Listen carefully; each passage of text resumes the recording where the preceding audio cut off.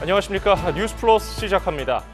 당첨되면 큰 시세 차익이 기대되는 아파트 청약이 동시에 진행되면서 어제 청약 홈페이지 접속이 마비됐습니다.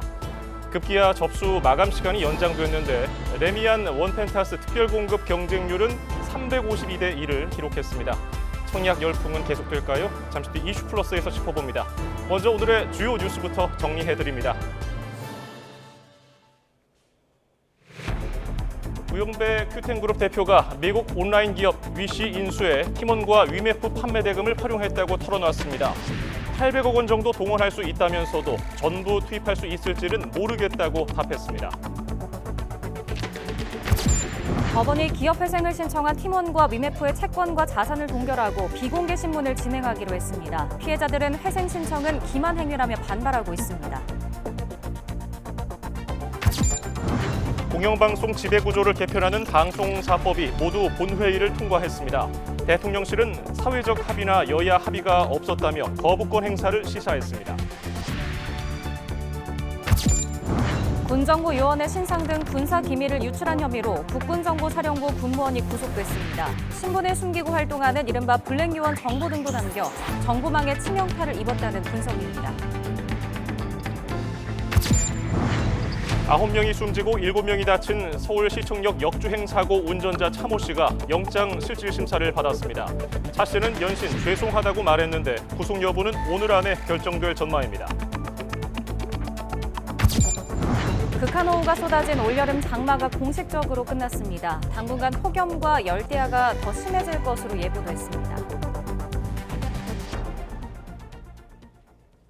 첫 소식입니다. 이른바 방송사법이 5박 6일간의 무제한 토론, 필리버스터 끝에 야당 주도로 국회를 통과했습니다. 국민의힘은 대통령에게 제2요구권 행사를 건의하겠다며 성토했고 민주당은 방송법 거부는 독재 선언이라고 맞받았습니다. 보도에 정인용 기자입니다. 지난 25일부터 109시간 34분 동안 이어진 국회 무제한 토론, 필리버스터가 5박 6일 만에 마무리됐습니다. 민주당이 추진해온 방송사법도 모두 국회 문턱을 넘었습니다. KBS와 MBC, EBS 등 공영방송 이사 수를 늘리고 이사 추천 주체를 다양화하는 방송 3법과 방통위 회의 요건을 강화하는 방통위법 개정안입니다. 4개 법안 모두 여당의 필리버스터를 야당이 24시간 뒤 표결로 종결하고 단독 처리하는 과정이 반복됐습니다. 무제한 토론 종결 동의가 제출된 때로부터 24시간이 경과하였습니다. 표결하도록 하겠습니다. 국민의힘은 야당이 의회 독재를 넘어 방송 독재까지 하려 한다며 규탄 대회를 열었습니다. 윤석열 대통령에게 제2요구 거부권 행사를 건의하겠다고 날을 세웠습니다. 공영방송 이사회를 민주당 마음대로 구성하겠다는 검은 속내를 국민들은 이미 다 알고 계십니다.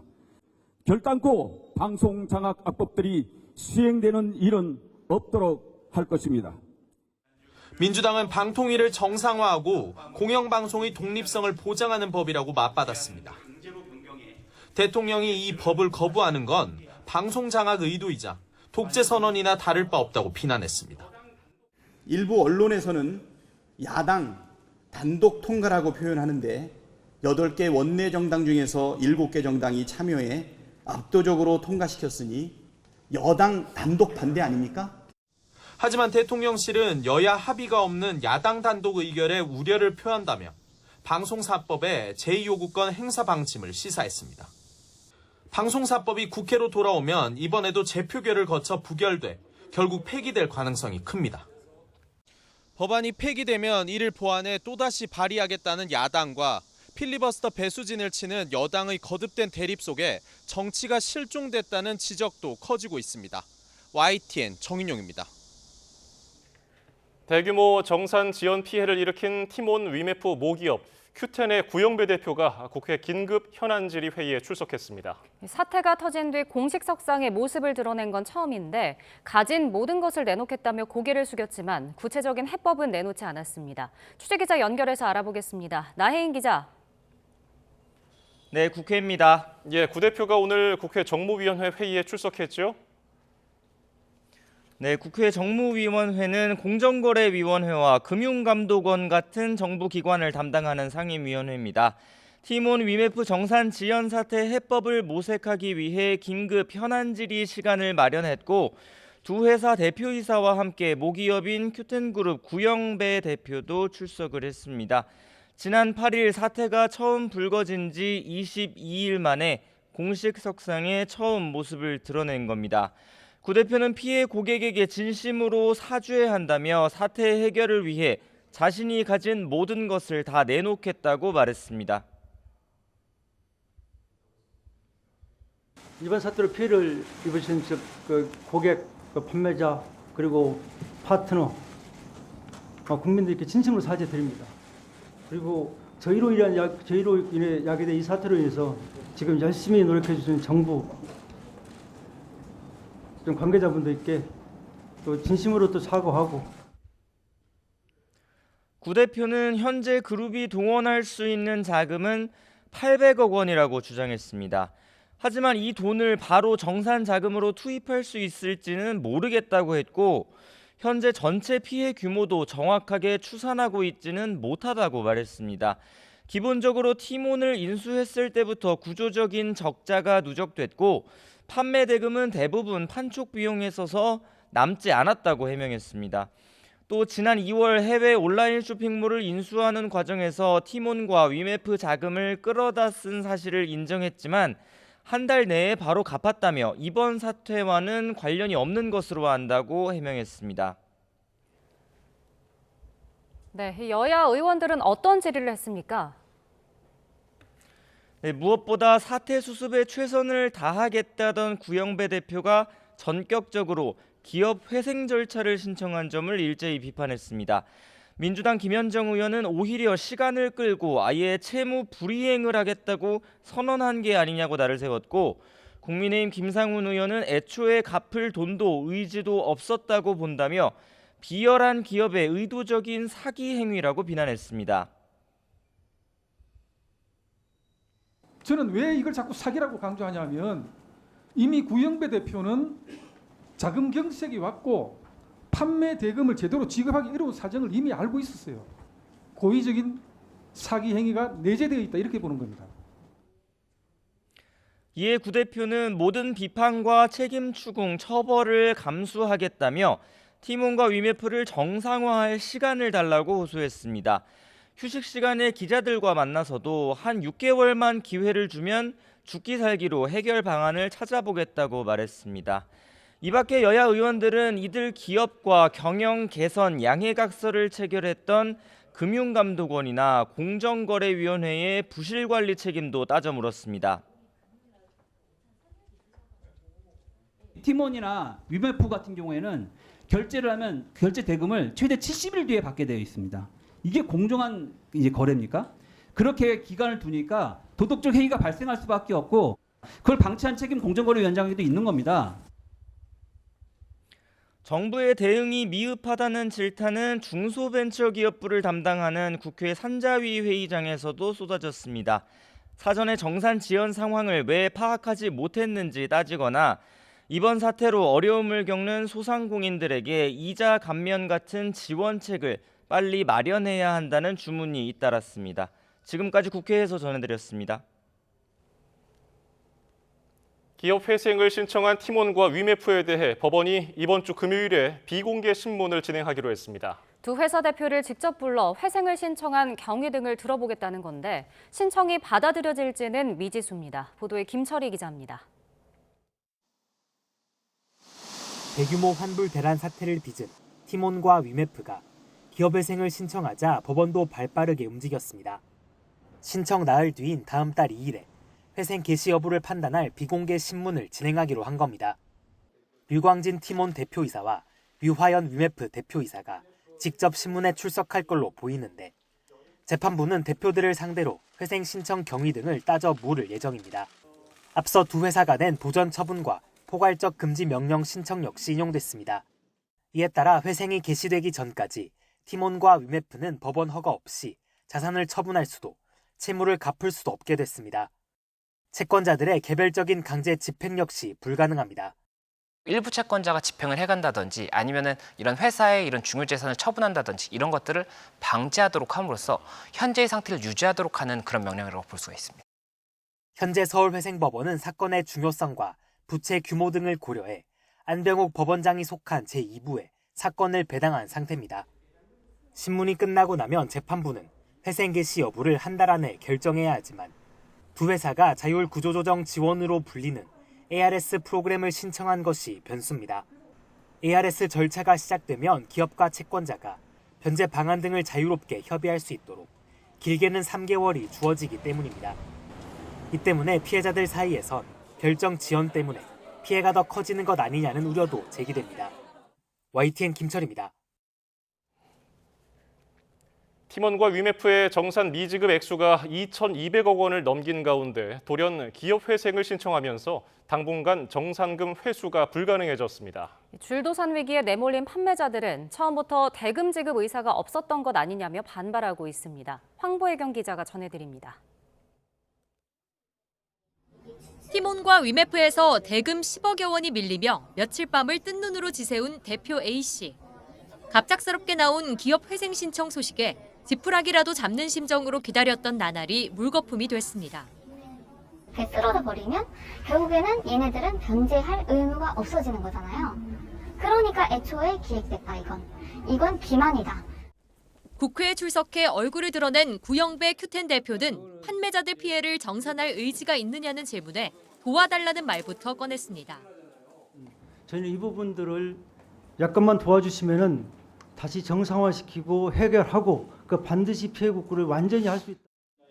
동원할 수 있을지도 불투명한 그룹 내 자금은 800억 원이 전부라고 밝혔는데 30일 기준 티몬과 위메프 판매자 정산 지연 금액은 2,264억 원으로 그보다 3배가량 많습니다. 6월과 7월 정산 금액이 빠진 액수라 미정산 규모는 더 커질 수밖에 없습니다. 티몬 위메프 피해자 모임은 국회 앞에서 1인 시위를 열고 부대표가 시간을 끌다 기업 회생을 신청한 것은 피해 복구 의지가 없는 것이라고 규탄했습니다. 회생 신청으로 자산이 동결되며 환불 절차도 중단된 가운데 위메프는 현금 결제 소비자들에게 회사 포인트로 환불을 해 논란이 일었습니다. 이 회사가 없어질 수도 있는 회사인데 그게 포인트로 주는 건 아무 의미가 없는 거죠.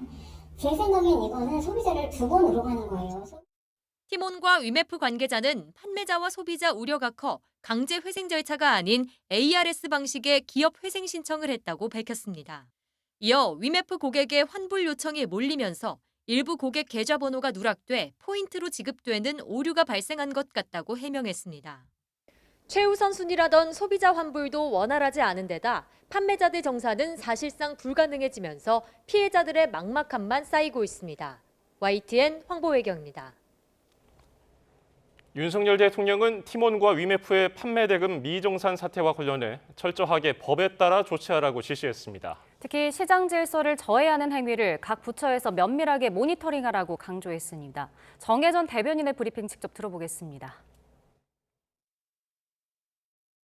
최근 티몬 위메프 사태와 관련해서 대통령은 철저하게 법에 따라 조치하라고 지시했습니다. 금융당국은 집단적인 대규모 외상거래도 금융에 해당하므로 지속적으로 모니터링할 필요가 있다고 말했습니다. 대통령은 정부가 시장경제에서 해야 할 첫 번째 임무는 시장에서 반칙하는 행위를 강력히 분리하고 격리시키는 것이라면서 시장이 잘 돌아가게 하기 위해 각 부처에서 시장 질서를 저해하는 활동을 면밀히 모니터링해야 한다고 강조했습니다. 티몬 위메프 판매 대금 미정산 사태가 관계사인 인터파크 커머스로 번졌습니다. 인터파크 쇼핑을 운영하는 인터파크 커머스는 전날 일부 입점 판매자에게 정산 대금을 지급하지 못한 것으로 확인됐습니다. 인터파크 커머스는 위메프와 달리 주간 정산 시스템을 운영 중이어서 매주 월요일마다 대금을 정산하고 있습니다. 하지만 일부 전자지급 결제 대행 피지업체와 간편 결제사들이 인터파크 커머스의 판매 대금을 묶어놓으면서 자금이 돌지 않아 몇몇 판매자에 대한 정산이 지연됐습니다. 인터파크 커머스 측은 지급이 지연된 정산금이 많지 않다면서 정산금이 빨리 지급될 수 있도록 협의 중이라고 밝혔습니다.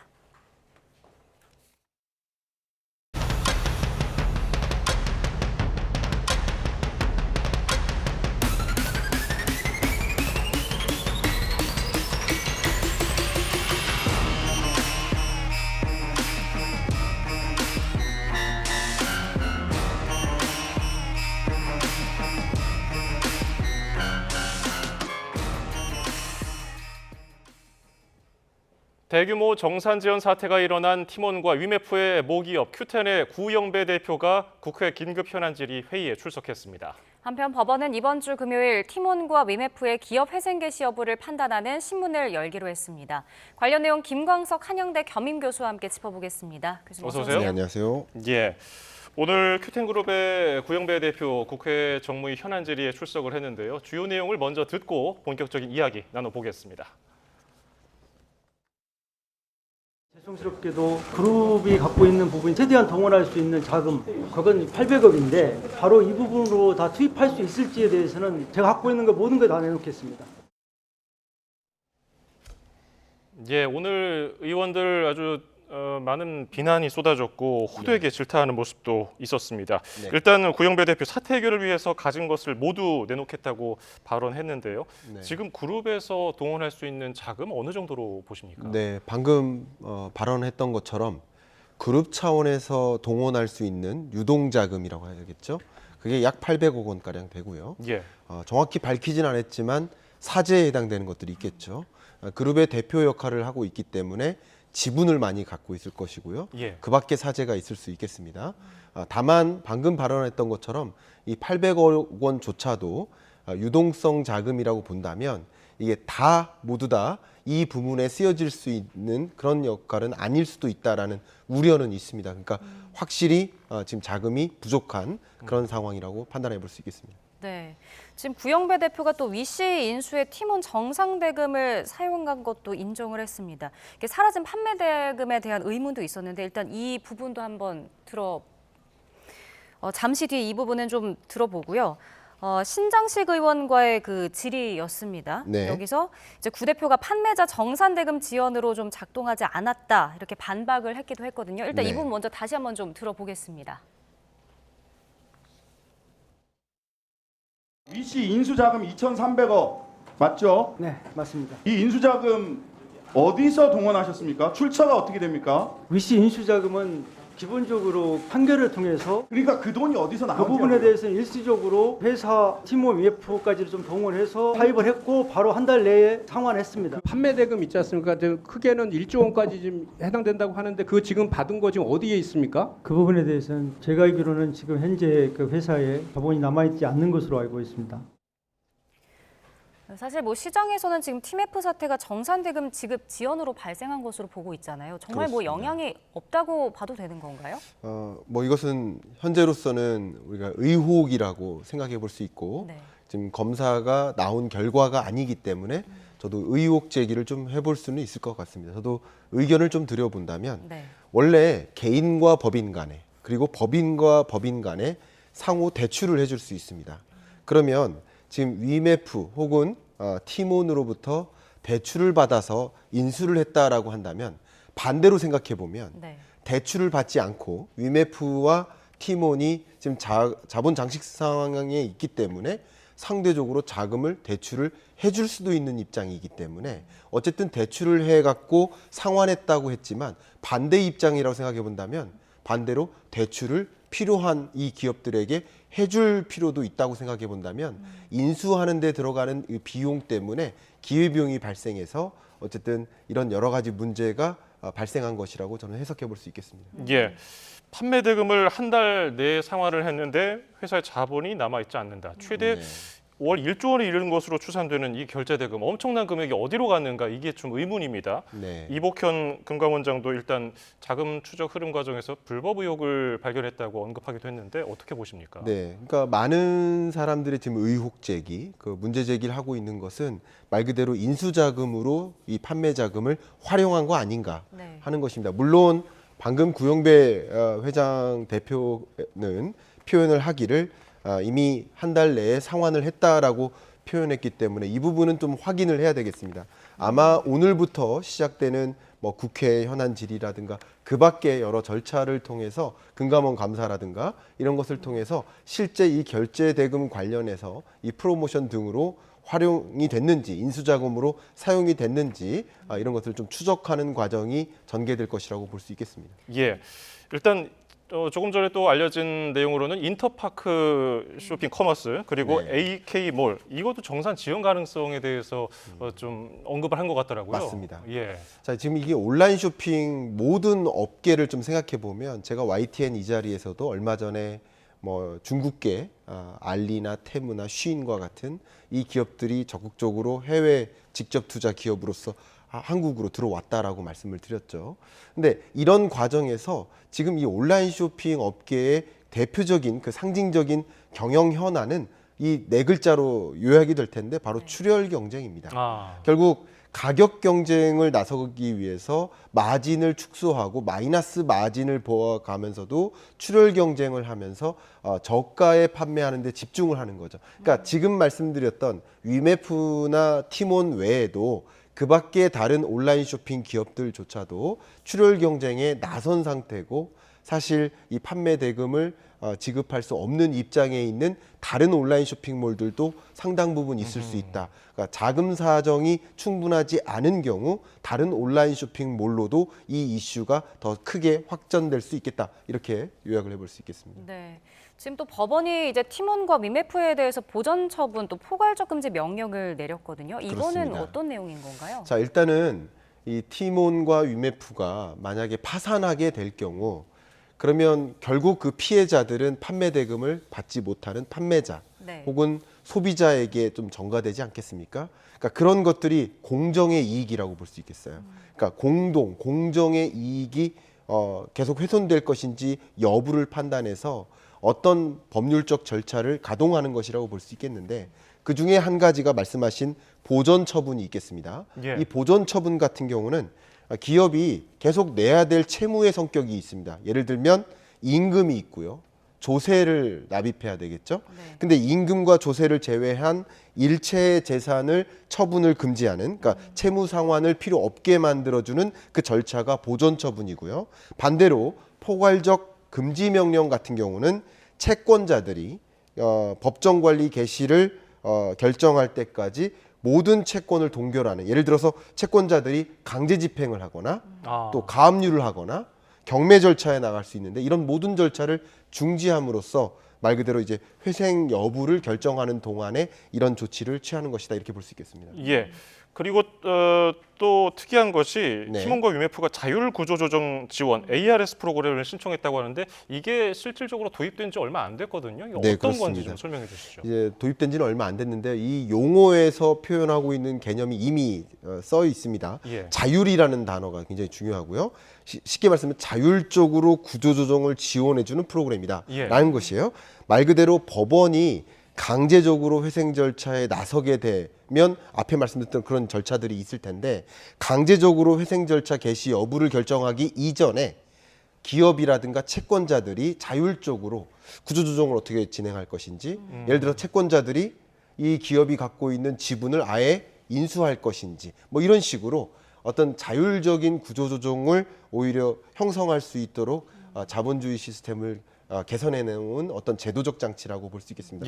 이것도 이미 신청해서 사용하고 있는 것입니다. 그런데 만약에 회생 법원이 이 ARS 프로그램을 받아들인다면은 이게 또 3개월이 걸리지 않습니까? 그렇습니다. 이게 꼼수라는 비판도 있던데요. 그 점은 어떻게 보세요? 그렇습니다. 어떻게 보면 이제 꼼수일 수도 있고요. 그냥 실제 회생 절차로 가지 않고 그냥 파산으로 이어질 수도 있는데 일시적으로 이런 절차를 활용할 수도 있는 것이고요.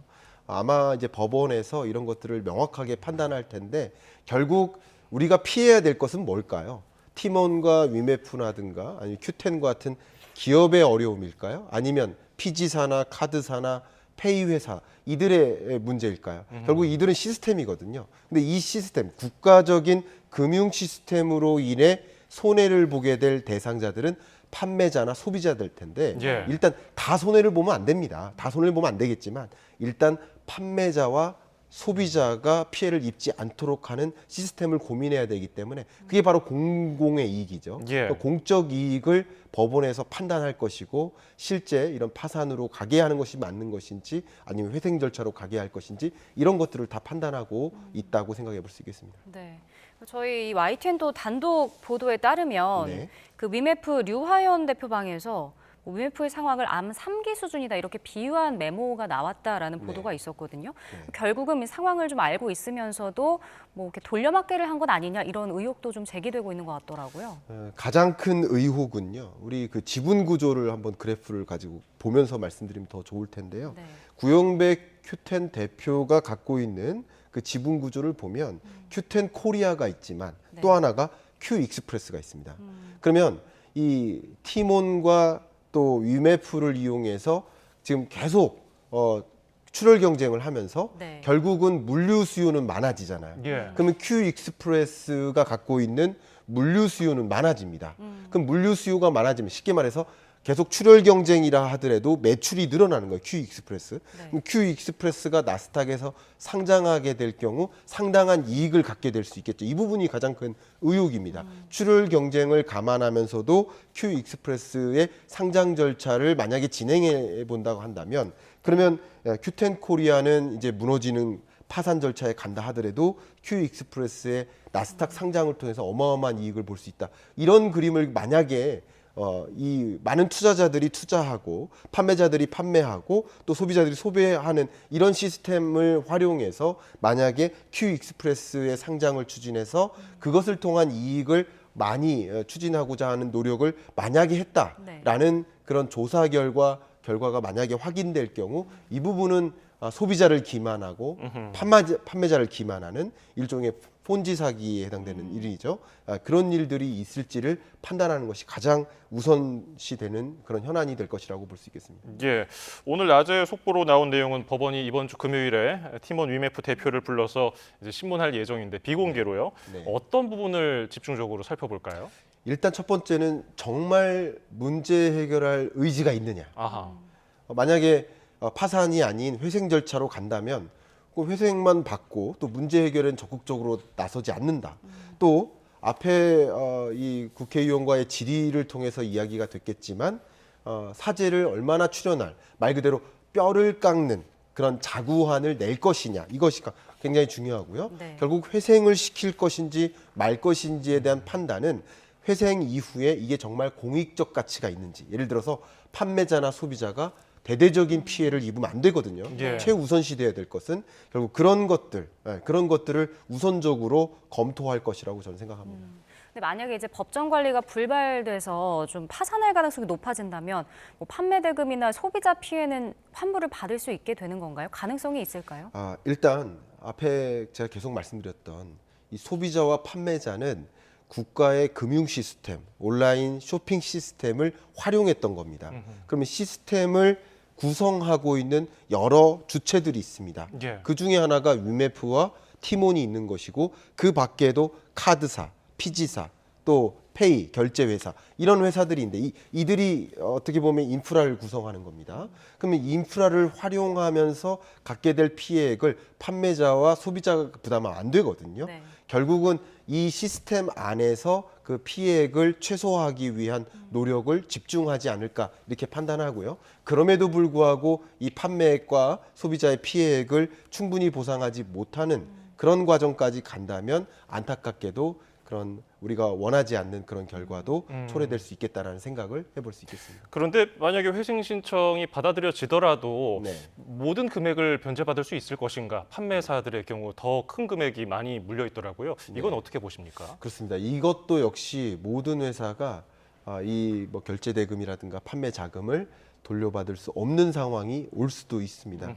결국 이 채권은 채권 순서가 있거든요. 채권단이 있다면 우선적으로 채권을 보유한 채권자가 있기 때문에 그 우선 채권자를 중심으로 먼저 여러 자금을 돌려받을 수 있기 때문에 후순위에 해당되는 채권자의 경우에는 돌려받지 못하는 일이 벌어질 수 있습니다. 그러니까 그런 일들을 막기 위해서 국가가 해야 될 것은 결국 이런 인프라가 해결을 해야 되는 것이지 판매자나 소비자가 이런 부담을 갖게 해서는 안 되겠다. 이 부분에 대한 고민을 지금부터 심층적으로 금감원이라든가 각종 기관들이 머리를 모아서 그런 부분에 대한 고민을 더 집중적으로 해야 되지 않을까 생각합니다. 네, 그러니까 구조적으로 좀 인프라를 개선해야 된다 이런 말씀이시네요. 다음 주제도 한번 좀 보겠습니다. 어제 이제 청약홈 홈페이지 들어가셨던 분들은 아마 놀라셨을 것 같은데 접속이 좀 마비되면서 접수 마감 시간이 연장되기도 했었습니다. 네. 오늘도 이게 서버 지연이 발생했는데 이게 로또 청약 때문이었던 거죠? 네, 맞습니다. 부동산 경기가 상승 반전으로 전환되고 있죠. 그러니까 24년 상반기까지는 약보합의 장세였다가 하반기로 강보합으로 전환되고 있어요. 주로 서울 수도권을 중심으로 말이죠.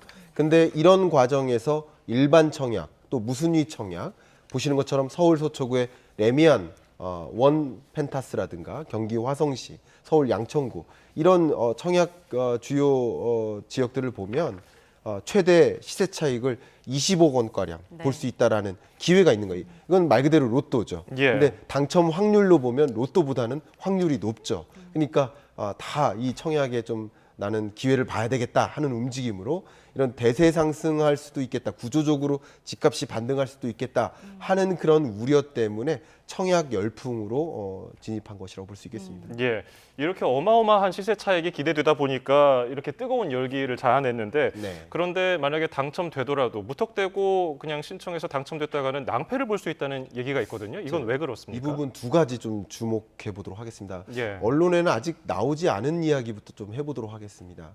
그러니까 로또 청약이라고 지금 불렸던 방금 CG로 제공이 됐던 그런 아파트나 지역들도 물론 있지만 지금 현재 지역의 경우, 특히 지방의 경우에는 미분양 물건이 굉장히 많이 쌓여 있고 집값이 반등하지 않은 상태예요. 그러면 집값이 반등한다라는 말만 듣고 서울을 중심으로 수도권을 중심으로 반등하는 현상이 나타나고 있는데 지방의 어떤 미분양 물건이라도 나도 분양받아야 되겠어라고 또 움직인다면 추가적으로 시세 차익이 아니라 시세 손실을 볼 수도 있겠다라는 말씀을 한 가지 드릴 수 있겠고요. 그래서 여러 여건들을 한번 지켜보시면서 판단하실 필요가 있겠다는 말씀드리고요. 두 번째는 이런 로또 청약에 당첨된다 하더라도 방금 말씀드렸던 이 로또 청약의 대상이 되는 이런 매물을 청약이 당첨된다 하더라도 자금 마련 계획이 안 되어 있으면 무용지물입니다. 왜냐하면 당첨되면 계약금 20%를 지불해야 됩니다.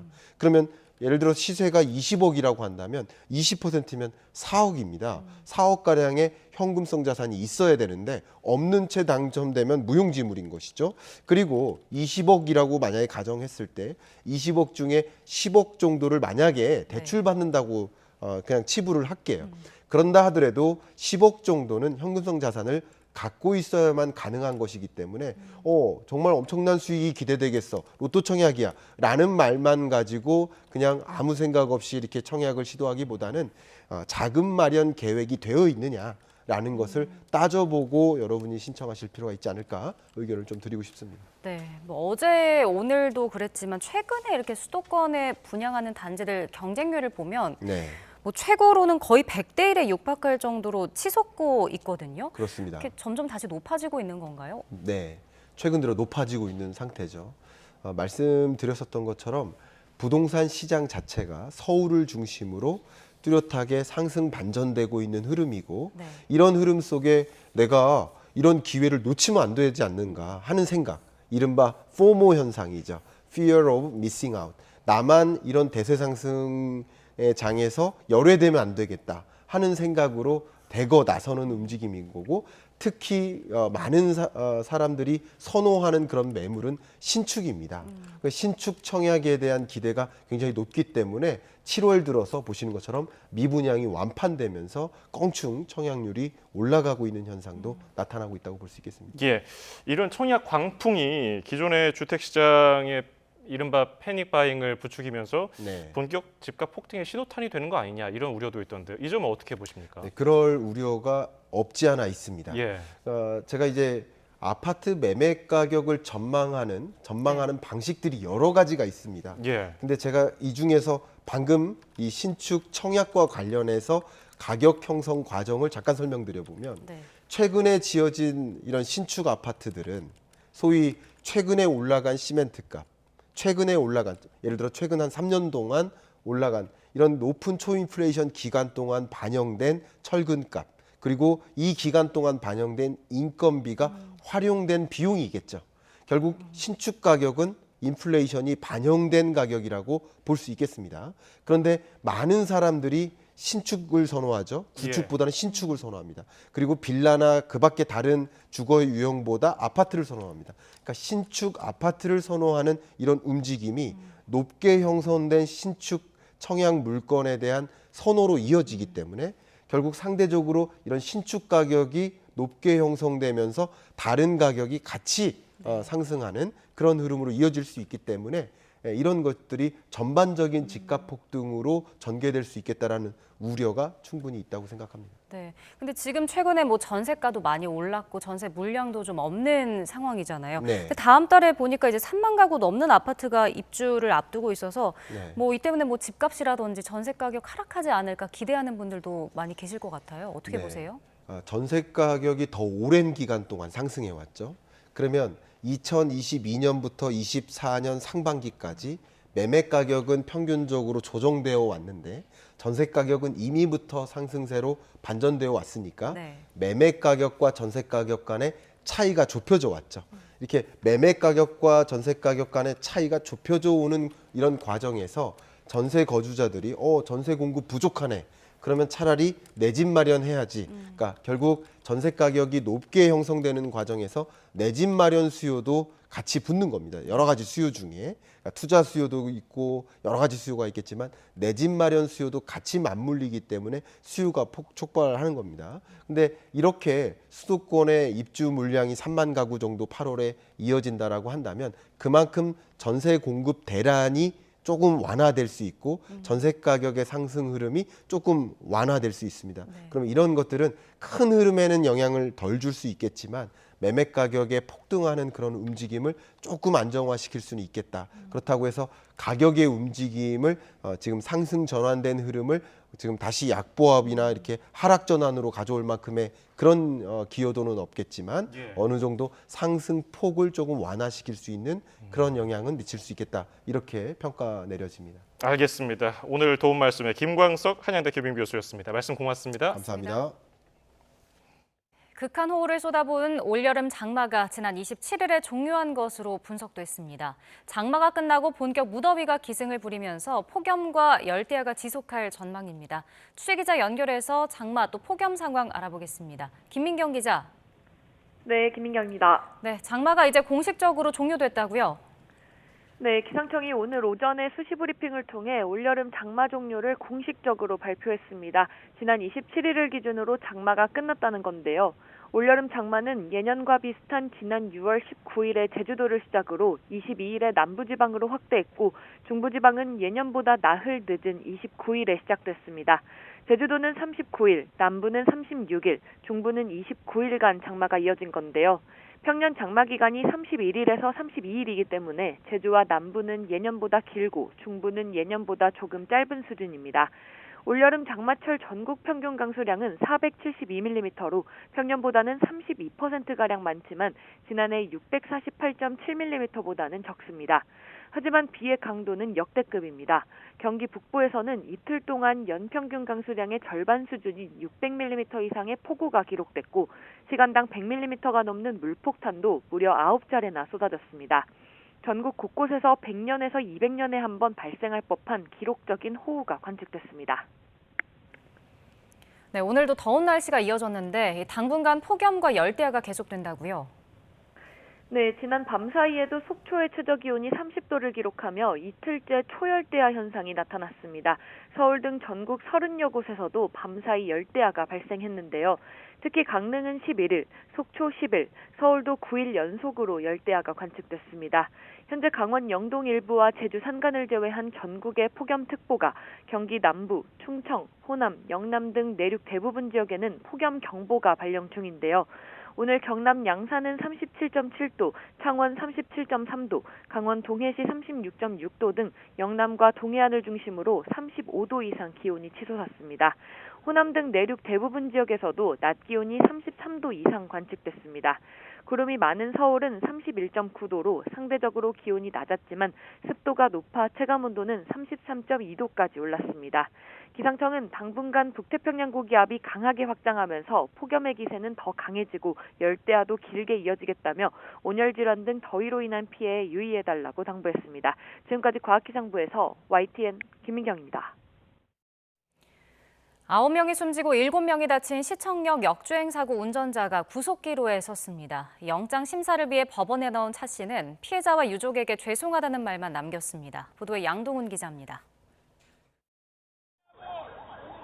사고 후 갈비뼈 등을 다쳐 병원에 입원해온 서울시청역 역주행 사고 운전자 차모 씨가 법원에 모습을 드러냈습니다. 급발진을 주장해온 차 씨는 이유를 묻는 기자들에게 죄송하다는 말만 반복했습니다. 혹시 급발진 사고라고 주장하시는 근거가 뭔가요? 죄송합니다. 돌아가신 분과 유족분께 대단히 죄송합니다. 죄송합니다. 신발에 엑셀 자국 남아 있었는데 어떻게 생각하십니까? 모르겠습니다. 죄송합니다. 차 씨는 지난 1일 밤 시청역 근처에서 역주행하다 인도로 돌진해 9명을 숨지게 한 혐의로 경찰 조사를 받아왔습니다. 입원한 병원에서 진행된 3차례 조사에서 차 씨는 브레이크를 밟았지만 차가 멈추지 않았다는 취지로 진술해온 것으로 전해졌습니다. 하지만 경찰은 그동안의 수사를 통해 혐의가 어느 정도 입증됐다는 입장입니다. 특히 국립과학수사연구원에서 사고 기록 장치 EDR을 정밀 분석한 결과 차 씨가 가속 페달을 90% 이상의 힘으로 강하게 밟은 기록이 나온 것으로 확인됐습니다. 이에 따라 경찰은 차 씨가 브레이크와 가속 페달을 혼동해 사고가 났을 가능성에 무게를 두고 있는 것으로 보입니다. 차 씨 구속 여부는 늦어도 오늘 밤에는 나올 것으로 예상됩니다. 경찰은 이번 주 내로 수사를 마무리하고 사건을 검찰로 송치할 방침입니다. YTN 양동훈입니다. 더불어민주당이 쌍방울 대북송금 의혹과 관련해 이재명 전 대표를 기소한 검사를 고위공직자 범죄수사처에 고발했습니다.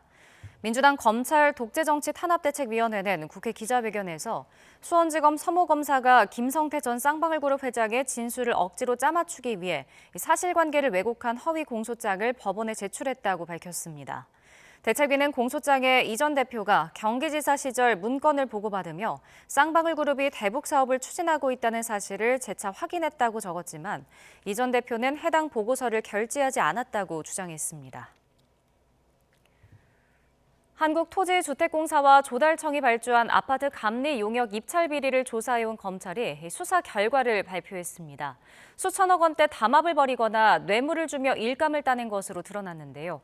검찰은 뇌물용 비자금을 조성하면서 정작 감리 현장에 쓸 돈은 줄어들게 되고 기술력이 없어도 뇌물로 용역을 낙찰받으면서 안전사고 위험을 키웠다고 지적했습니다. 보도에 김태원 기자입니다. LH 감리용역 입찰평가에 참여한 심사위원이 아내와 나눈 카카오톡 대화입니다. 이제 일해서 돈 버는 시대는 지났다며 정년까지 9년 8개월이 남았으니 죽어라 심사에서 돈을 벌어야 한다고 말합니다. 평소에도 감리업체들이 상품권이나 돈을 주면서 자신에게 영업한다는 설명도 보입니다. 감리업체들의 대규모 입찰 담합과 뇌물수수 사건을 수사해온 검찰이 1년간의 수사 끝에 모두 68명을 재판에 넘겼습니다. 감리업체 17곳은 LH와 조달청이 발주한 용역 94건을 짬짬이 한 것으로 드러났습니다. 수도권을 비롯해 전국의 공공임대 아파트와 병원, 경찰서 등에 대한 감리 용역이 대상이었습니다. 낙찰자를 미리 정해두고 나머지는 들러리를 서주는 방식으로 탄행 계약금만 5,740억 원에 달했습니다. 심사위원은 한 명이 적게는 300만 원, 많게는 8천만 원을 인사비 명목으로 받고 좋은 점수를 달라는 청탁을 들어줬습니다. 블라인드 심사였지만 업체들은 고유 표식을 제안서에 달아 자기 업체라는 걸 알아볼 수 있게 했습니다. 텔레그램이나 공중전화로 연락을 주고받고 직접 대면해서 현금 거래만 하는 치밀함도 보였습니다. 결국 뇌물을 마련하느라 감리 현장에 투입하는 자금은 줄 수밖에 없고 안전사고 위험성도 커진다는 게 검찰의 설명입니다. 공공 건물 건축 비용이 불법적인 로비 자금으로 이용되었고 그 결과 국민의 생명과 안전을 위협하는 감리의 부실로 이어지게 되는 것입니다. 검찰은 앞서 국토교통부 등과 입찰제도 개선 방안을 논의한 가운데 뒷돈으로 오간 6억 5천만 원에 대해서는 추징보전 조치도 했다고 설명했습니다. YTN 김태원입니다. 점점 더 극한으로 치닫는 호우와 가뭄에 대비해 정부가 새로 14개의 댐 건설을 추진한다고 발표했습니다. 급속한 기후변화에 대비해 물그릇을 키우겠다는 계획인데 벌써 반대하는 지자체가 나와 물 흐르듯 추진하기는 어려워 보입니다. 보도에 이문석 기자입니다. 이달에만 경기도 파주에 873mm의 비가 내렸습니다. 연 강수량의 반 넘는 비가 온 겁니다. 올해도 전국 곳곳에 짧은 시간 쏟아진 극한호우로 피해가 속출해 15개 시군이 특별 재난지역으로 지정되기도 했습니다. 앞서 2년 전 남부지방엔 비가 너무 안 와 기상관측 이래 가장 긴 227일간 가뭄이 이어졌습니다. 점점 극한으로 치닫는 호우와 가뭄에 대응하기 위해 정부가 이른바 기후대응댐을 짓기로 하고 후보지 14곳을 발표했습니다. 경기도 아미천댐과 강원도 수입천댐, 충남 지천댐은 다목적댐으로 건설이 추진됩니다. 강원도 산기천댐과 충북 단양천댐, 경북 운문천댐과 전남 동복천댐은 가뭄을 대비한 용수 전용댐 후보지입니다. 홍수조절댐 후보지 7곳은 경북 감천댐과 용두천댐, 경남 고연천댐과 가래천댐, 울산 회양강댐, 전남 옥천댐과 병영천댐입니다. 14개 댐이 모두 건설되면 220만 명이 쓸 수 있는 연간 물 2.5억 톤이 확보되고 댐별로 80에서 220mm 비를 감당할 홍수 방어 능력을 갖출 거로 예상됩니다. 정부는 주민 의견 수렴과 환경 영향 평가, 타당성 조사가 척척 진행되면 일부 소규모 댐은 이르면 2027년 착공 가능할 거로 내다봤습니다. 하지만 이례적인 14개 댐 동시 건설 추진에 환경단체는 크게 반발하고 있습니다. 또 일부 지자체는 정부 발표 직후 국회를 찾아가 계획 철회를 요구하며 반대 입장을 표명했습니다. 현재 양구군은 화천댐, 소양강댐, 평화댐으로 둘러싸여 육지 속의 섬으로 전락한 상황에 또다시 댐을 건설한다면 양구를 사지로 내보는 것으로 정부는 급속한 기후변화 속도를 볼 때 더 머뭇거릴 시간이 없다며 강한 추진 의지를 내비쳤습니다. 이번에 만약에 저희가 이걸 하지 않으면 앞으로의 이런 극심한 기후 변화로 인한 여러 가지 피해를 저희 미래 세대들이 고스란히 떠안아야 합니다. 그렇게 하지 않는 것이 정부의 책임이고 당장 다음 달부터 지역 설명회와 공청회를 열어 주민들의 우려 사항을 듣고 관계기관과 충분한 협의 과정을 거쳐 댐 건설을 추진하겠다고 밝혔습니다. YTN 이문석입니다. 정부가 전국 14곳에 기후대응댐을 건설하겠다고 발표하자 환경단체들이 일제히 반대 입장을 냈습니다. 시민단체 환경운동연합은 오늘 정부가 기후대응댐 후보지를 발표하자 관성적 토건주의에서 벗어나지 못한 기후문맹적 발상이라고 반발했습니다. 이어 환경부의 발표 어디에도 환경 파괴를 우려하거나 대안을 제시하는 내용은 없다며 홍수 방어와 용수 공급, 기후위기의 근원적 대응의 근거도 빈약할 뿐더러 효과성마저 떨어져 보인다고 지적했습니다. 또 최근 수해 피해 대부분은 댐의 부재가 아닌 제방관리부실과 과도한 하천 공간 활용 등이 원인이었다면서 신규 댐에 저장할 수 있는 물의 총량도 홍수 방어에 턱없이 부족하다고 주장했습니다. 밤에도 더위가 완전히 식지 못하고 있습니다. 여기에 습도가 높아 무척 후텁지근한 밤이 이어지고 있는데요. 오늘 밤 사이에도 25도 이상을 유지하면서 열대야가 나타나는 곳이 많겠고 특히 강릉은 28도 이상, 체감온도는 30도 이상으로 또다시 초열대야 수준을 보이겠습니다. 한낮에는 다시 찜통더위가 기승을 부립니다. 대부분 지역에 폭염특보가 내려진 가운데 서울 32도, 대구 36도까지 오르는 등 오늘과 비슷하거나 조금 높아 무척 덥겠습니다. 밤낮 없이 이어지는 더위에 지치기 쉬운 만큼 수분 섭취 충분히 하는 등 각별히 신경 써주시기 바랍니다. 또 중부지방을 중심으로 구름만 가끔 많겠고 이에 따라 전국적으로 자외선이 무척 강해지겠습니다. 남은 한 주도 열대야와 무더위가 이어지는 가운데 금요일에는 수도권과 영서지방에 비가 내릴 전망입니다. 날씨 정보였습니다.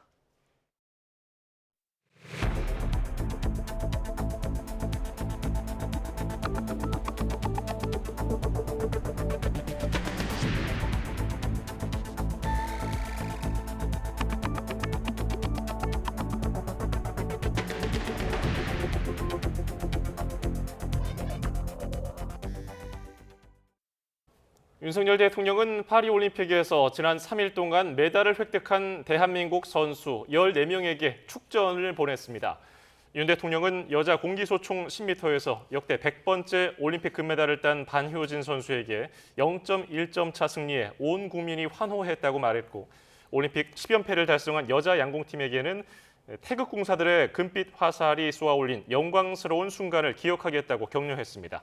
정혜전 대변인은 윤 대통령이 밤늦은 시간이나 아침 일찍 선수들의 경기를 꼭 챙겨본다며 메달을 획득할 때마다 선수에게 보낼 축전을 꼼꼼히 챙기며 메시지에 정성을 다했다고 전했습니다. 파리올림픽에서 현지 시간 오늘로 예정됐던 남자 철인 3종 경기가 센강 수질 오염으로 하루 연기됐습니다. 세계 철인 3종 경기 연맹은 최근 센강의 수질이 개선됐지만 경기가 열리는 일부 구간의 수치가 여전히 기준치 이상이라고 밝혔습니다. 앞서 파리올림픽 조직위원회는 오늘 철인 3종 경기가 시작되기 전에 수질이 충분히 개선될 거라고 장담한 바 있습니다. 프랑스 파리에 폭염이 닥치면서 선수들의 건강 관리에도 비상이 걸렸습니다. 오늘 파리 낮 기온은 최고 36도까지 오르고 밤사이 기온도 20도를 넘어설 것으로 관측됐습니다.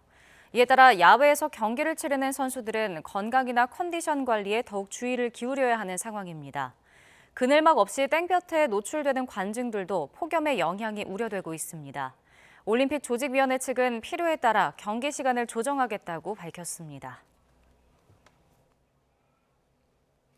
대통령실이 윤석열 대통령의 부인 김건희 여사를 보좌할 제2부속실을 다시 설치하기로 하고 직제 개정에 착수했습니다.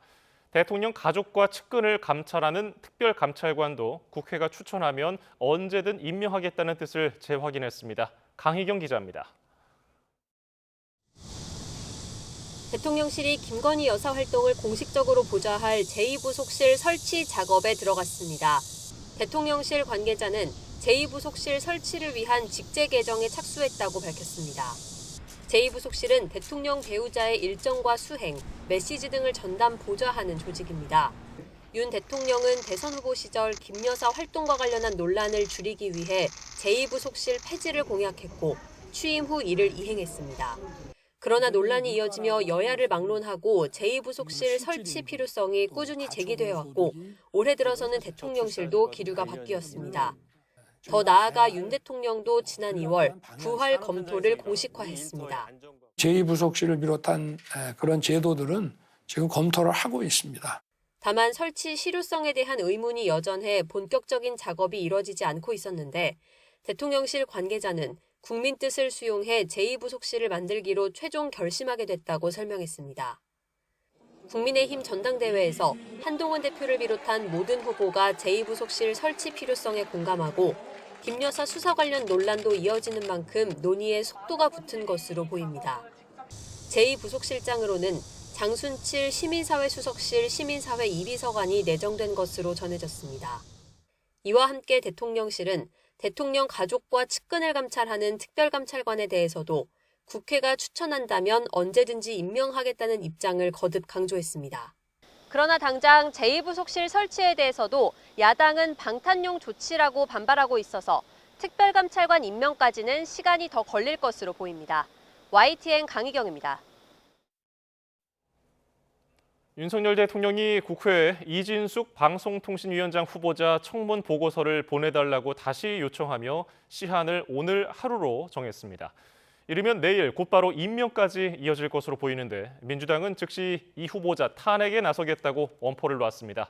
손효정 기자입니다. 야당의 반대로 이진숙 방통위원장 후보자 인사청문 보고서 채택이 불발된 가운데 윤석열 대통령은 국회에 청문 보고서를 보내달라고 다시 요청했습니다. 최대 열흘까지 가능한 재송부 시한은 딱 하루로 정했습니다. 이진숙 방송통신위원장 후보자와 김병환 금융위원장 후보자에 대한 인사청문 경과 보고서 송부 요청안을 제거했습니다. 대통령실 관계자는 국회의 답변을 기다리겠다면서도 법과 원칙에 따라 진행하겠다고 밝혔습니다. 청문 보고서가 오지 않더라도 이 후보자 임명을 강행하겠다는 뜻으로 풀이됩니다.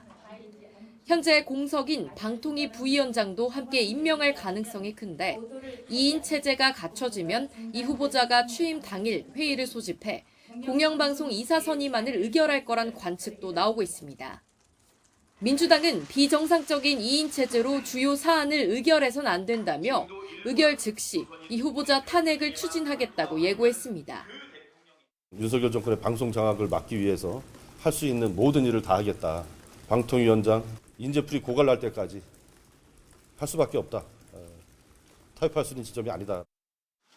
반면 국민의힘은 행정부 인사는 대통령이 판단할 문제라며 즉시 탄핵을 강행하겠다는 야당 행태야말로 용납할 수 없다고 비판했습니다. 우리 헌법과 법률은 그런 탄핵을 허용하고 있지를 않습니다. 국회를 막무가내로 이것을 무슨 놀이터로 생각하면서 운영하는 거 아닌가. 방송 4법 처리에 이어 이진숙 후보자 인사청문회까지 공영방송 이사 선임 문제가 국회를 뜨겁게 달군 가운데 이 후보자가 임명되면 여야 갈등도 더 격화할 전망입니다. YTN 손효정입니다. 국민의힘은 민주당 소속 최민희 국회 과학기술정보방송통신위원회 위원장이 탈북민인 박충권 의원을 향해서 전체주의 국가 출신이라고 발언한 것과 관련해 국회의원직 제명을 추진하기로 했습니다. 추경호 원내대표는 오전 비공개 의원총회에서 최 위원장의 의원직 제명을 촉구하는 결의안을 추진하겠다는 뜻을 밝혔고 의원들의 추인을 받았다고 원내 관계자가 전했습니다.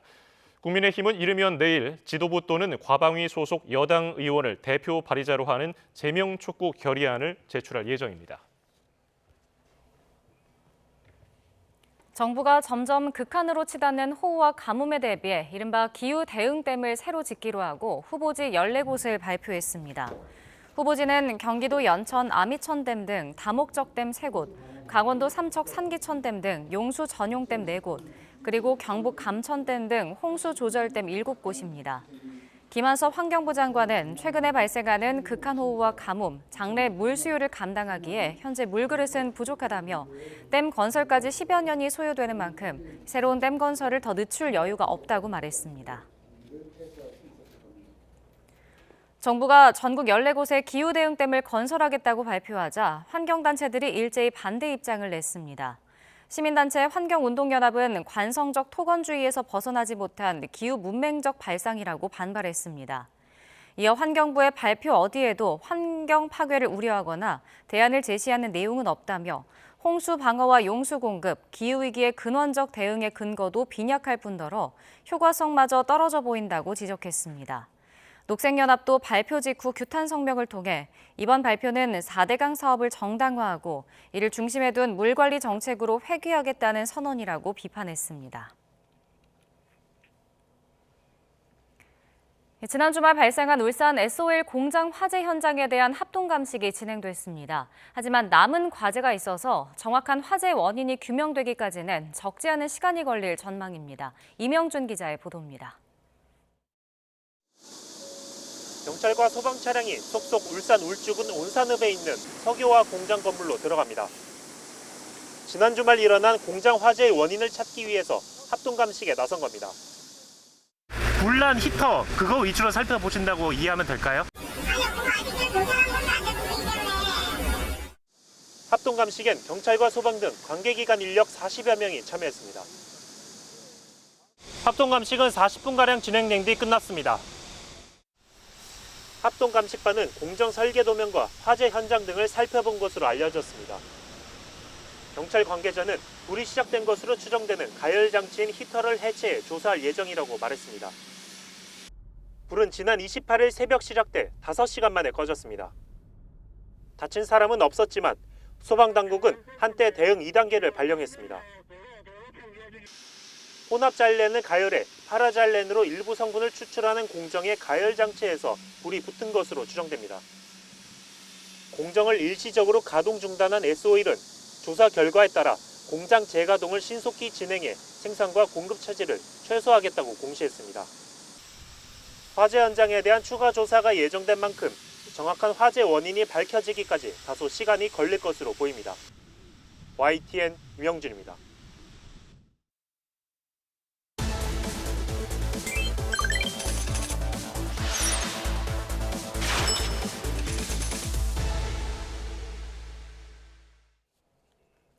뉴스플러스 오늘의 경제 픽입니다.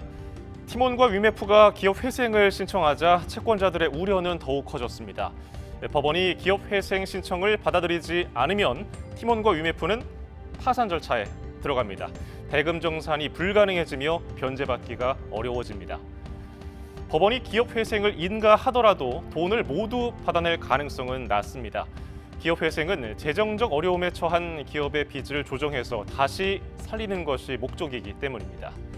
문제는 또 있습니다. 티몬이 기업 회생에 들어가려면은 여기에 동의하는 채권자의 채권 액면 합이 3분의 2 이상이어야 합니다. 예를 들어서 기업 부채가 24억 원이라면은 기업 회생에 찬성하는 채권자들이 받을 돈이 16억 원이 넘어야 하는 겁니다. 기업 회생 신청이 접수되면 법원 심문을 거쳐서 개시 결정까지 1개월이 걸립니다. 그리고 기업 회생 인가 결정까지는 5개월에서 8개월이 걸리는데요.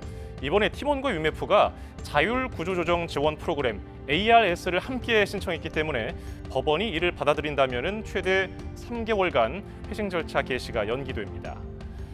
티몬과 위메프 정산지원 사태 정점에는 구영배 큐텐 대표가 있습니다. G마켓 성공 신화를 썼던 이커머스 1세대였지만 무리한 사업 확장 탓에 결국 벼랑 끝으로 내몰렸습니다. 이형원 기자입니다. 구영배 대표는 티몬과 위메프를 자회사로 거느리고 있는 큐텐의 최대 주주이자 최고 경영자입니다. 서울대 자원공학과를 졸업한 뒤 미국계 석유개발 기업에 입사해 호주와 영국 등 해외를 누볐습니다.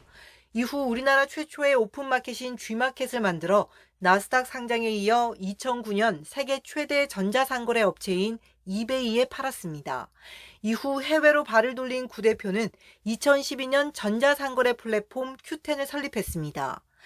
아마존의 견줄 글로벌 플랫폼을 목표로 사업을 공격적으로 확장해왔습니다. 티몬과 인터파크, 위메프, 미국 기반의 글로벌 쇼핑 플랫폼 위시까지 거침없이 인수했고 물류회사인 큐익스프레스의 나스닥 상장까지 추진해왔습니다. 이렇게 문어발식으로 벌려온 사업의 민낯은 결국 티몬과 위메프 미정산 사태로 드러났습니다. 입점업체에게 줘야 할 판매 대금을 인수 등 사업 자금에 쓰면서 유동성 문제가 불거진 겁니다. 사기로 한 것이 아니라 지난 10수년간 누적되어 있는 최근 들어서 경쟁 환경이 좀 격화되고 그러면서 공격적으로 마케팅했다는 부분은 있을 수 있겠습니다. 고객 돈으로 돌려막기를 하며 사익을 추구해왔다는 비판이 커지자 구 대표는 개인 재산도 내놓게 했다고 했지만 같은 날 법원에 회생을 신청하면서 피해자들의 분노를 샀습니다. 지난 15년간 제 모든 것을 걸고 이 비즈니스를 키우는 데만 했고 단 한 푼도 제 사익을 위해서 이거 횡령한 거 없습니다. 피해가 걷잡을 수 없이 커지면서 벼랑 끝으로 내몰린 구 대표는 도의적 책임은 물론 법의 심판까지 받아야 할 신세가 됐습니다. YTN 이영훈입니다. 오픈마켓에서 소비자가 상품을 구매하는 과정은 단순하지만 대금 정산 과정은 다소 복잡합니다. 소비자가 카드로 결제를 하면은 해당 금액은 카드사와 전자결제 대행사를 거쳐서 오픈마켓, 티몬과 위메프 같은 오픈마켓을 거쳐 판매자에게 흘러가는 구조입니다. 이번 티몬 위메프 사태는 대금 흐름의 마지막에 있는 오픈마켓 판매자 단계에서 정산이 이루어지지 않으면서 발생했습니다. 판매자가 정산금을 못 받자 소비자에게 상품이나 서비스를 제공할 수가 없게 됐고 이에 소비자들은 카드 결제를 취소하려고 했는데요. 중간에서 전자결제를 대행하는 피지사들이 결제 취소 자체를 막으면서 소비자들은 결제한 돈을 돌려받을 길이 없었습니다. 금융감독원은 피지사들이 결제 취소에 응하지 않으면 여신전문금융법 위반에 해당한다며 결제 취소를 요구했습니다. 그리고 어제부터 일부 피지사들이 결제 취소 요청을 받는 절차를 진행했습니다. 티몬과 위메프 사태의 미정산 금액이 1조 원이 넘는 것으로 추산되는 가운데 이렇게 금융당국이 카드사와 피지사를 상대로 환불 절차를 압박하면서 책임 떠넘기기를 하고 있다는 비판이 확산하고 있습니다. 류환홍 기자의 보도입니다. 금융당국이 급히 전자지급 결제 대행업체인 피지사 간담회를 소집해 고객들의 환불 요구에 적극 협조할 것을 당부했지만 피지사들은 카드사와 고통 분담을 호소한 것으로 전해졌습니다. 카드사가 판매업체로부터 받는 수수료는 2% 수준이고 피지사 수수료는 0.2% 수준에 불과하니 카드사도 고통분담을 해야 한다고 주장했습니다. 반면 카드사는 고객의 결제 대금을 티몬과 위메프가 아닌 피지사에 전달했으니 철회 책임도 피지사에 있다고 주장하고 있습니다. 피지사나 카드사나 고객에게 환불한 뒤 티몬과 위메프로부터 돈을 돌려받을 가능성이 낮다 보니 서로에게 고통을 분담하자고 호소하는 것입니다. 이를 두고 정부가 자신들의 책임은 회피한 채 결제업체에 책임을 떠넘기고 있다는 비판이 일고 있습니다. 금융감독원은 2020년부터 가이드라인을 정해 전자상거래 업체들이 미정산 금액을 외부에 신탁하도록 했지만 티몬과 위메프에서는 이것이 지켜지지 않았습니다. 자율규제라는 명목으로 이커머스 업체에 대해서 규제 사각지대를 방치해 왔고 소비자 보호와 관련된 조항들은 자산 건전성이나 이런 거 관련된 것도 전혀 규율하지 않은 거기에서 온 정부 정책의 실패에 기인했다고 봅니다. 인수자금 판매자 자금 잠깐 빌려서 인수자금 썼다고 이거 분명히 횡령이죠. 아마 거기에 대한 응분의 대가를 치를 겁니다. 그렇다고 해서 감독원이나 공정거래의 책임이 가벼워지는 게 아닙니다. 별도로 관리해달라는 등의 다양한 요청을 했지만 사실은 건건이 하겠다고 하면서도 그게 이제 제대로 이행이 안 되고 다만 이행이 안 된 부분이 티몬과 위메프 사태가 커지면서 전자상거래 업체의 미정산 금액 관리와 정산 주기에 대한 금융당국의 감독 책임도 점차 드러나고 있습니다. YTN 유환홍입니다. 티몬과 위메프가 입점업체에 주지 못한 대금이 2,200억 원이 넘는 것으로 파악됐습니다. 류광진 티몬 대표는 오늘 국회 정무위원회 현안 질의에 출석해 현재 정산이 지연된 업체는 2,080여 곳으로 1,384억 원이 밀렸다고 밝혔습니다. 류화현 위메프 대표도 650여 개 업체에 880억 원을 주지 못했다고 답했습니다. 두 업체를 합한 미정산 금액은 2,264억 원에 달합니다. 이는 6월과 7월 거래분이 포함되지 않은 액수로 두 회사가 어제 기업회생을 신청하면서 자금이 동결돼 미지급 규모는 더 커질 전망입니다. 이복현 금융감독원장이 큐텐 자금 추적 과정에서 강한 불법 흔적이 드러났다고 밝혔습니다. 이 원장은 국회 정무위원회에서 구영배 대표가 자금이 없다고 하는데 금감원에서 자금 추적을 하고 있느냐는 윤한홍 국회 정무위원장 질의에 불법 흔적이 있어서 수사를 의뢰하며 주요 대상자에 대한 출국 금지 등 강력 조치를 요청했다고 설명했습니다. 해외를 포함한 자금 추적이 가장 중요하다는 지적에 대해서는 20명 가까운 인력을 동원했고 검찰과 공정위에서도 인력을 파견했다고 답변했습니다. 티몬 위메프 판매 대금 미정산 사태가 관계사인 인터파크 커머스로 번졌습니다. 인터파크 쇼핑을 운영하는 인터파크 커머스는 전날 일부 입점 판매자에게 정산 대금을 지급하지 못한 것으로 확인됐습니다. 인터파크 커머스 측은 지급이 지연된 정산금이 많지 않다며 정산금이 빨리 지급될 수 있도록 협의 중이라고 밝혔습니다.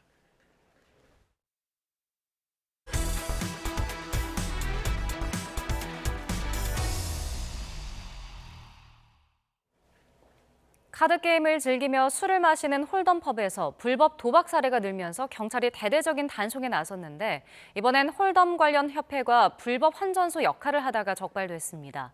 회원 업소에서 오간 판돈을 기부금 명목으로 받아 승자에게 지급하는 방식으로 운영해왔는데 상금을 탄 참가자들도 수사 대상에 오를 것으로 보입니다. 차상은 기자입니다.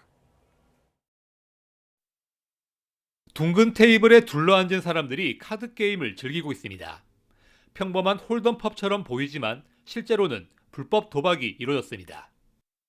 이곳을 비롯해 전국의 52개 홀덤 업소들은 40대 A씨가 지난 2021년 서울에 설립한 비영리 법인 홀덤협회에 가입했습니다. 과거 인기 드라마 주인공에게 바둑을 가르치고 홀덤 업계에서도 이름이 알려진 A씨는 연예인을 내세워 회원 업소를 모집했습니다. 업소에서 오간 판돈을 기부금 명목으로 협회로 송금받고는 수수료를 뗀 나머지를 승자에게 상금으로 입금했습니다. 협회가 사실상 불법 환전소 역할을 한 겁니다. 이런 방법으로 협회로 오간 돈은 경찰이 확인한 액수만 64억 원에 이릅니다. 판돈의 일부를 제외한 나머지 금액을 불법 환전한 것으로 드러났으며 각 업소들은 협회 소속 회원사로 등록되어 있어 수사기관의 단속을 피할 수 있다고 홍보하여 도박 참가자들을 끌어모았으며 업소들은 협회에 신고한 것 외에도 별도의 도박판을 벌여 참가비와 환전 수수료를 챙긴 것으로 드러났습니다. 경찰은 범죄 수익이 100억 원이 넘을 거로 보고 있습니다. 협회장 A씨와 업주 2명을 구속한 경찰은 범행에 가담한 다른 업주와 딜러 등 156명도 함께 입건했습니다. 경찰은 서울시의 체육 법인 취소를 요청하고 상금을 타간 4천여 명에 대해서도 수사를 이어갈 계획입니다. YTN 차상입니다. 수원지방검찰청이 오늘 공갈 방조 등 혐의로 유튜버 카라큘라와 유튜버 쯔양 전 남자친구의 변호사 최모 씨에 대해 사전 구속영장을 청구했습니다. 카라큘라는 유튜버 구제혁이 쯔양을 공갈하는 것을 알고도 방조하고 또 다른 인터넷 방송인을 공갈한 혐의를 받습니다. 쯔양의 과거 정보를 구제혁에게 넘긴 의혹을 받는 최 씨는 쯔양을 상대로 돈을 받아내려는 등 공갈하고 구제혁의 범행을 방조한 혐의 등이 적용됐습니다. 마약 투약 혐의로 기소된 전 프로야구 선수 오재원 씨에게 징역 2년 6개월을 선고한 1심 판결에 대해 검찰이 불복해 항소했습니다. 서울중앙지방검찰청은 오늘 오 씨에게 내려진 1심 판결에 대해 법원의 양형부당을 이유로 항소를 제기했다고 밝혔습니다. 검찰은 오 씨가 이전에 마약 범죄로 한 번 기소유예 처분을 받고도 긴 시간 마약류를 상습적으로 투약해왔고 마약류 대리 처방을 위해 여러 지인을 범행에 끌어들여 죄질이 좋지 않은 점 등을 고려하면 더 무거운 형이 선고돼야 한다고 설명했습니다. 정신과 전문의이자 방송인으로 활동하는 양재웅이 자신이 운영하는 병원에서 환자가 숨진 사건과 관련해 의학적 법적 판단에 따라 책임을 다하겠다고 밝혔습니다. 양 씨는 소속사를 통해 입장문을 내고 고인과 가족을 잃고 슬픔에 빠져 계실 유가족분들께 진심으로 사죄드린다며 이같이 밝혔습니다. 또 진료 차트를 비롯해 당시 상황이 모두 담겨있는 CCTV 제공에 최선을 다해 외부 기관과 협조에 임하고 있다고 덧붙였습니다. 정부가 사직 전공의들을 향해 병원으로 돌아오라고 촉구하면서도 복귀를 위한 추가 대책은 없다고 강조했습니다.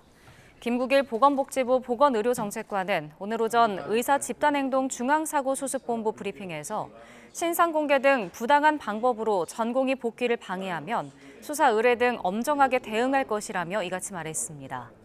이어 하반기 전공의 지원 규모가 크지 않지만 추가적인 대책은 고려하지 않고 있다며 의대생들이 많이 복귀해서 학업을 이수하면 추가 국시 시행은 적극적으로 검토할 계획이라고 밝혔습니다. 대선 후보직에서 물러난 조 바이든 미국 대통령이 마지막 과업으로 대법원 개혁을 강조하고 나섰습니다. 트럼프 전 대통령을 겨냥해서는 대통령 면책 특권을 제한하고 종신직인 대법관 임기도 기한을 둘 것을 제안했습니다. 워싱턴 권준기 특파원입니다. 56년 전 연임을 포기했던 린든 존슨 대통령 기념도서관에선 바이든 대통령. 임기가 6개월 남은 가운데 대법원 개혁을 마지막 과업으로 내세웠습니다. 종신제인 대법관 임기를 18년으로 제한해 대통령이 2년마다 한 명씩 임명하자고 제안했습니다.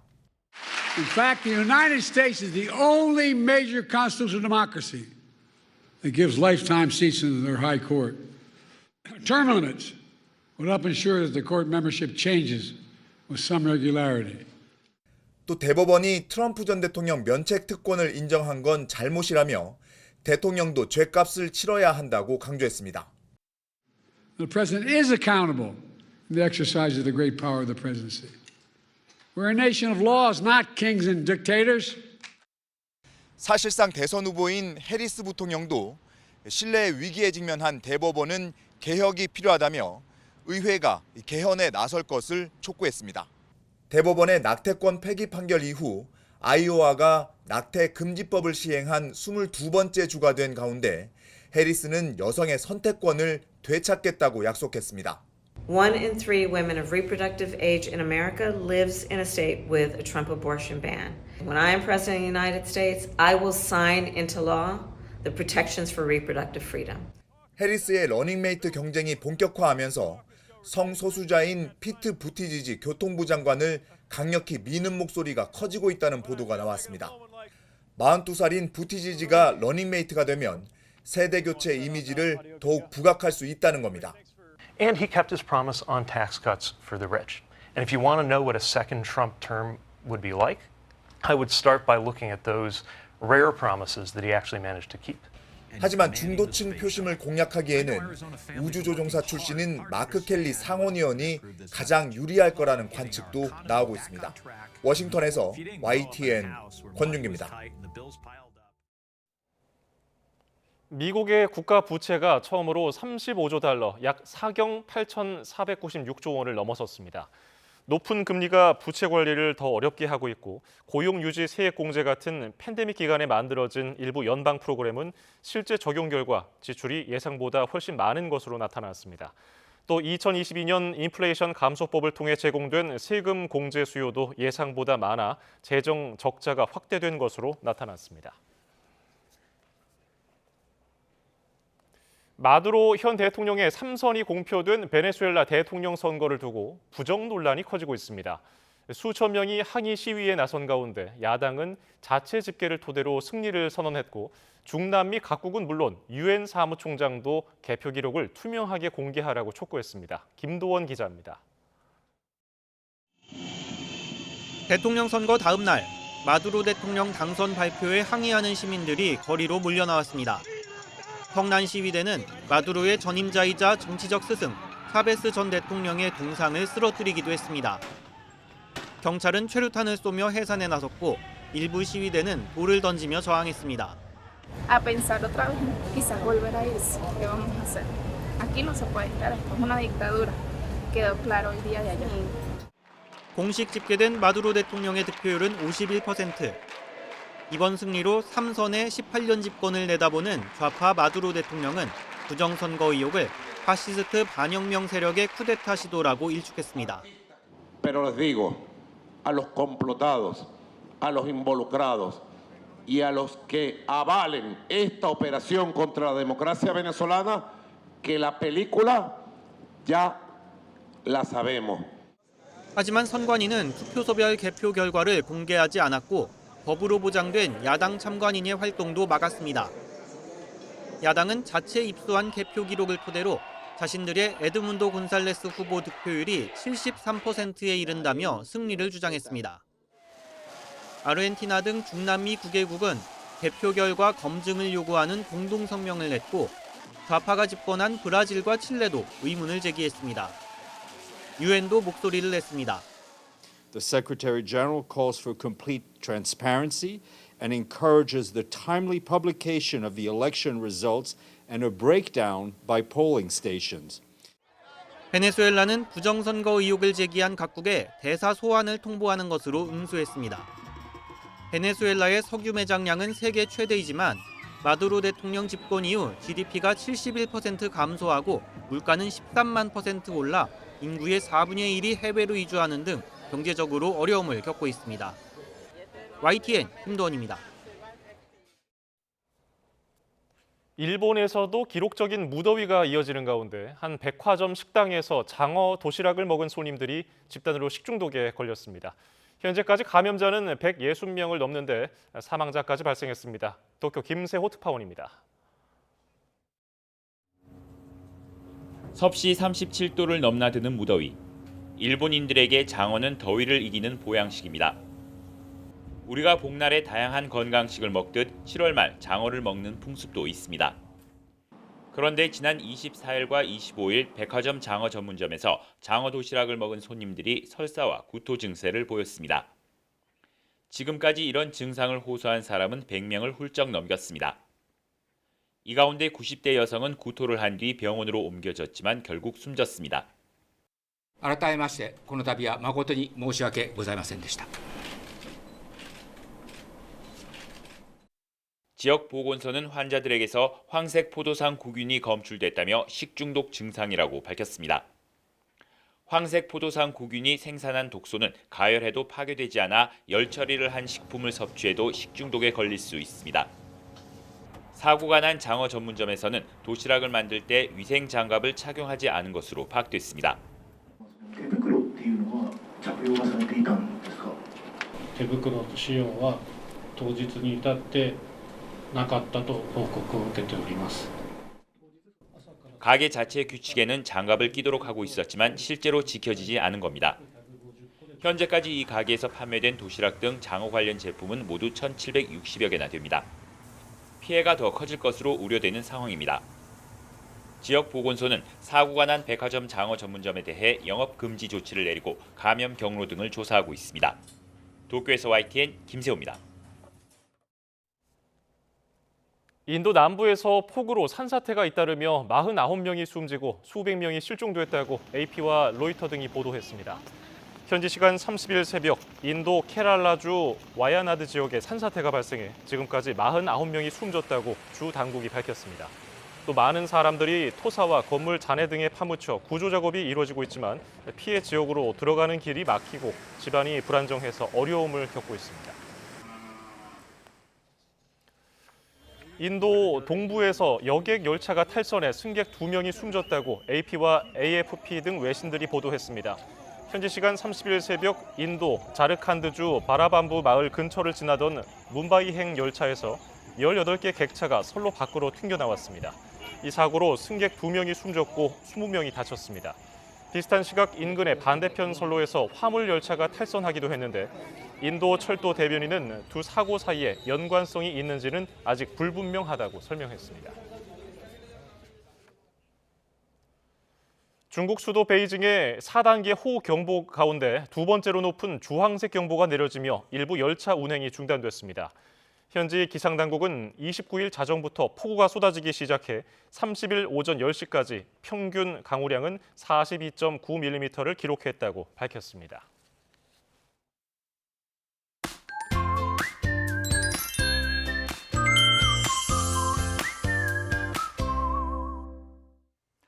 지난 주말 올여름 장마가 끝난 뒤 나날이 찜통더위의 기세가 강해지고 있습니다. 전국 대부분 지역에 폭염특보가 내려진 가운데 당분간 밤낮 없는 무더위가 기승을 부리겠는데요. 오늘 밤 사이에도 곳곳에서 25도를 웃도는 열대야가 나타나겠고요. 강릉은 아침까지 28도가 넘는 기온을 유지하면서 초열대야 수준의 밤더위가 이어지겠습니다. 한낮에는 서울 32도로 오늘보다 더 덥겠고요. 대부분 지역에서 최고 체감온도가 35도 안팎을 유지하겠습니다. 내일 중부지방은 가끔 구름 많겠고 남부와 제주도는 대체로 맑겠습니다. 이에 따라서 전국적으로 자외선이 무척 강하겠는데요. 자외선 차단에도 신경 써주셔야겠습니다. 남은 한 주간 더위의 기세는 꺾일 줄 모르겠습니다. 한동안 서울 낮 기온은 32도, 대구는 36도 선을 보이겠습니다. 무더운 날씨에 지치기 쉬운 요즘인데요. 이럴 때 제철 음식을 먹으면 기운을 되찾는 데 도움이 될 수 있습니다. 네, 우선 갈증 해소에 탁월한 수박은 노폐물을 제거하는 효과도 있고요. 포도는 피로와 갈증 해소에 도움이 됩니다. 또 자두와 감자 역시 피로를 해소하고 면역력을 강화해 기운을 북돋을 수 있습니다. 점점 심해지는 찜통더위에 제철 음식 드시면서 맛도 챙기고 건강도 챙기시기 바랍니다. 날씨 캔버스의 신미림, 김수현이었습니다. 뉴스 플러스 마칩니다. 시청해주신 여러분 고맙습니다.